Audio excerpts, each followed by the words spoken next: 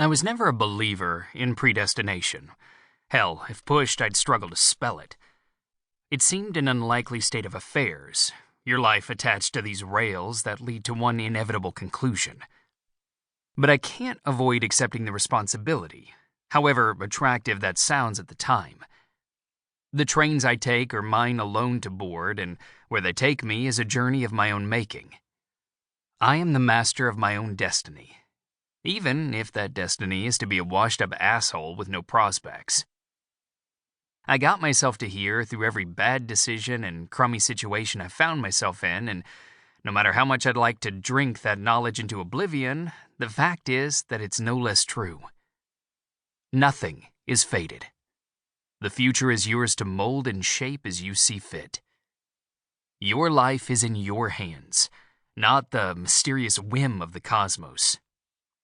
Sure, I could blame a lot on the arbitrary roll of the dice, and the fact that Lady Luck's been mainly smacking me in the face lately rather than softly nibbling the nape of my neck, but I feel it's better to own your screw-ups rather than rant about outside forces you've got no control over. No one likes a whiner, after all. So, yeah, I'm well aware of who's at fault for putting me in my current predicament, and I'm cool with it, in the sense that I'm not bitter as opposed to unwilling to change it, because I would be quite happy for the chance to climb out of this pit. But that would require commitment, sobriety, and drive, attributes that I don't necessarily possess in abundance. And money, too, and it's the lack of folding that's possibly the root of everything. Does my pursuit of the green get me into these scrapes? Probably. Does it plunge me further into debt and an ever-tightening downward spiral of self-loathing, thereby necessitating me to take jobs that I would otherwise balk at? Oh, most definitely. Anyway, predestination. Not a believer. Or I wasn't. But sometimes, I guess, a moment comes along where you feel it's a turning point. It's setting your life on a path that you're not going to be getting off. It's got nothing to do with choice. The event's been handed to you as a fait accompli. Or what's that other Frenchy phrase? Force majeure. This is the universe taking that big old junction lever with both hands and giving it a wrench, tugging you onto a whole other set of tracks entirely, and you get no say in the matter. You just have to respond accordingly, which is mostly by barreling along headfirst towards the new endpoint. Now, you may disagree. You might reckon I could have done things differently at any time.